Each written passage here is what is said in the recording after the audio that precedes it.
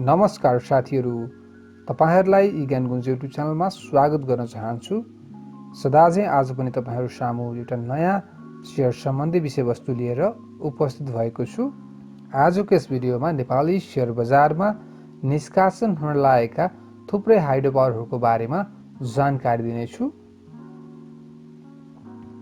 केही समयदेखि hydro power कम्पनीहरूमा लगानीकर्ताको आकर्षण बढेको छ र लगातार केही हाइड्रोको शेयर सकारात्मक सर्किट लेभलमा कारोबार भएको छ।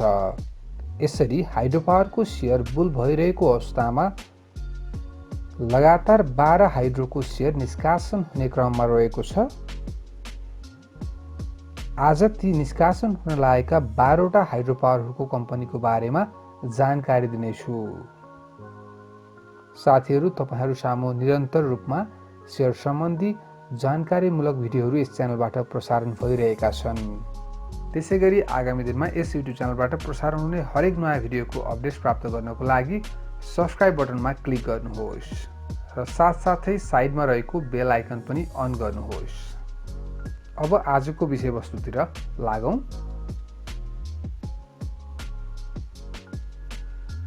एक नम्बर, मध्य भोटेकोशी जलविद्युत कम्पनी लिमिटेड। मध्य भोटेकोशी जलविद्युत कम्पनीले सर्वसाधारण र स्थानीयको लागि आइपिओ निष्कासन गर्ने भएको छ। यस मध्य भोटेकोशी जलविद्युत कम्पनीले स्थानीय र सर्वसाधारणको लागि कुल शेयर संख्या 1,50,00,000 किता निष्कासन गर्नेछ। यस कम्पनीको आइपिओ निष्कासन तथा बिक्री प्रबन्धकमा ग्लोबल आइमी क्यापिटलले जिम्मा पाएको छ। मध्य भोटेकोशी जलविद्युत कम्पनीको आइपिओ 2078 साल वैशाख 5 गते धितोपत्र बोर्डबाट स्वीकृत भइसकेको छ र साथसाथै यसले स्थानीयको लागि आइपिओ पनि जारी गरिसकेको छ। तर हालसालै भइरहेको लकडाउनले गर्दा यसको आइपिओ स्थगित भएको छ। पुनः फेरि केही समयपछि यस आइपिओ निरन्तर रूपमा फेरि निष्कासन हुनेछ। 2 नम्बर, साहस ऊर्जा लिमिटेड। साहस ऊर्जा लिमिटेडले स्थानीय र सर्वसाधारणको लागि कुल शेयर संख्या 1,05,00,000 किता निष्कासन गर्नेछ। साहस ऊर्जा लिमिटेडको आइपिओ निष्कासन तथा बिक्री प्रबन्धकमा एनआइबिएल एस क्यापिटल लिमिटेडले जिम्मा पाएको छ। साहस ऊर्जा लिमिटेडले धितोपत्र बोर्डमा मिति 2017 साल मङ्सिर 24 गते आइपिओ निष्कासनको लागि निवेदन दिएको थियो। 3 नम्बर, सयपत्री हाइड्रो लिमिटेड। सयपत्री हाइड्रो लिमिटेडले स्थानीय र सर्वसाधारणको लागि शेयर निष्कासन गर्नेछ। यस कम्पनीले निष्कासन गर्ने कुल शेयर संख्या रहेको छ 9,00,000 किता। सयपत्री हाइड्रो लिमिटेडको आइपिओ निष्कासन तथा बिक्री प्रबन्धक एनआइबिएल एस क्यापिटल लिमिटेड रहेको छ। यस हाइड्रो लिमिटेडले मिति 2017 साल फागुन 17 गते धितोपत्र बोर्डमा आइपिओ निष्कासनको लागि निवेदन दिएको थियो। 4 number, Balephi hydro power limited. Balephi hydro power लिमिटेडले स्थानीय र सर्वसाधारणको लागि आइपिओ निष्कासन गर्नेछ। यस कम्पनीले निष्कासन गर्ने कुल शेयर संख्या रहेको छ 36,55,940 किता। बलेपी हाइड्रो पावर लिमिटेडको आइपिओ निष्कासन तथा बिक्री प्रबन्धकमा ग्लोबल आइमी क्यापिटल लिमिटेडले जिम्मा पाएको छ।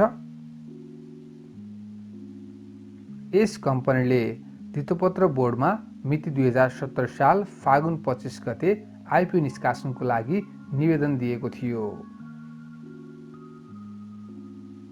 5 नम्बर, ग्रीन भेन्चर्स लिमिटेड।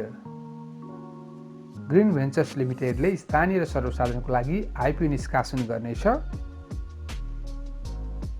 यस कम्पनीले निष्कासन गर्ने कुल शेयर संख्या रहेको छ 62,50,000 किता। ग्रीन भेन्चर्स लिमिटेडको आइपिओ निष्कासन तथा बिक्री प्रबन्धकमा लक्ष्मी क्यापिटल मार्केटले जिम्मा पाएको छ। यस कम्पनीले धितोपत्र बोर्डमा मिति 2017 साल फागुन 28 गते आइपिओ निष्कासनको लागि निवेदन दिएको थियो।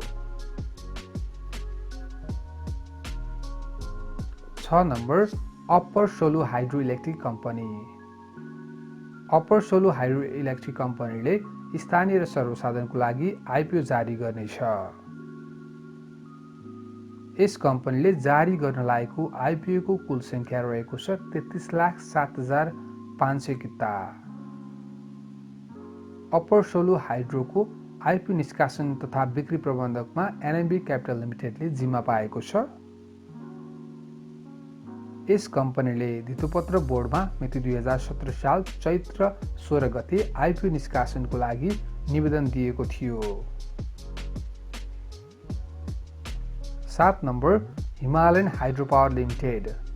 हिमालयन हाइड्रो पावर लिमिटेडले स्थानीय र सर्वसाधारणको लागि आइपिओ जारी गर्नेछ। कम्पनीले 100 रुपियाँ अंकित मूल्यमा 22,50,000 किता सेयर आइपिओको रूपमा जारी गर्नेछ। हिमालयन हाइड्रो पावर लिमिटेडको आइपिओ निष्कासन तथा बिक्री प्रबन्धकमा ग्लोबल आइएमई क्यापिटल लिमिटेडले जिम्मा पाएको छ। यस कम्पनीले धितोपत्र बोर्डमा आइपिओ निष्कासनको लागि मिति 2076 साल कार्तिक 27 गते निवेदन दिएको थियो। 8 number Samling power company limited. Samling power company लिमिटेडले स्थानीय र सर्वसाधारणको लागि आइपिओ जारी गर्नेछ। 100 रुपियाँ अंकित मूल्यमा यस कम्पनीले 12,30,000 किता सेयर आइपिओको रूपमा जारी गर्नेछ।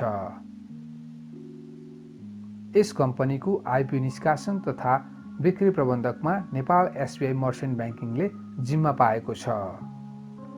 धितोपत्र बोर्डमा यस कम्पनीले मिति 2017 साल माघ 5 गते आइपिओ निष्कासनको लागि निवेदन दिएको थियो। 9 नम्बर बुद्ध भूमि Nepal hydro power company limited. Buddha भूमि नेपाल हाइड्रो पावर कम्पनी लिमिटेडले स्थानीय र सर्वसाधारणको लागि आइपिओ जारी गर्नेछ। यस कम्पनीले निष्कासन गर्न लागेको आइपिओको कुल संख्या 12 लाख किता रहेको छ। बुद्ध भूमि हाइड्रोको आइपिओ निष्कासन तथा बिक्री प्रबन्धकमा सिभिल क्यापिटल मार्केट लिमिटेडले जिम्मा पाएको छ। यस कम्पनीले धितोपत्र बोर्डमा मिति 2017 साल माघ 8 गते आइपिओ निष्कासनको लागि निवेदन दिएको थियो। 10 नम्बर मैलुङ खोला जलविद्युत कम्पनी लिमिटेड। मैलुङ खोला जलविद्युत कम्पनी लिमिटेडले स्थानीय र सर्वसाधारणको लागि आइपिओ जारी गर्नेछ। यस कम्पनीले जारी गर्न लागेको आइपिओको कुल संख्या रहेको छ 7,36,286 किता। यस कम्पनीको बिक्री प्रबन्धकमा सिद्धार्थ क्यापिटल लिमिटेडले जिम्मा पाएको छ। कम्पनीले मिति 2074 साल असोज 20 गते आइपिओ निष्कासनको लागि धितोपत्र बोर्डमा निवेदन दिएको थियो। 11 number Nyadi hydro power limited. Nyadi hydro power लिमिटेडले पनि स्थानीय र सर्वसाधारणको लागि आइपिओ जारी गर्नेछ। यस कम्पनीले निष्कासन गर्न लागेको आइपिओको कुल सेयर संख्या 40,50,000 किता रहेको छ। न्यादी हाइड्रो पावर लिमिटेडको आइपिओ निष्कासन तथा बिक्री प्रबन्धकमा ग्लोबल आइएमई क्यापिटलले जिम्मा पाएको छ। यस कम्पनीले नेपाल धितोपत्र बोर्डमा आइपिओ निष्कासनको लागि मिति 2017 साल मङ्सिर 10 गते निवेदन दिएको थियो। 12 number Vindhyavasini hydro power development company limited. Vindhyavasini hydro power डेभलपमेन्टले स्थानीय र सर्वसाधारणको लागि आइपिओ जारी गर्नेछ। यस कम्पनीले जारी गर्न लागेको आइपिओको कुल सेयर संख्या 25 लाख किता रहेको छ। विन्ध्यवासिनी हाइड्रो पावरको आइपिओ निष्कासन तथा बिक्री प्रबन्धकमा सानिमा क्यापिटल लिमिटेडले जिम्मा पाएको छ। विन्ध्यवासिनी हाइड्रो पावरले नेपाल धितोपत्र बोर्डमा आइपिओ निष्कासनको लागि मिति 2076 साल माघ 10 गते निवेदन दिएको थियो।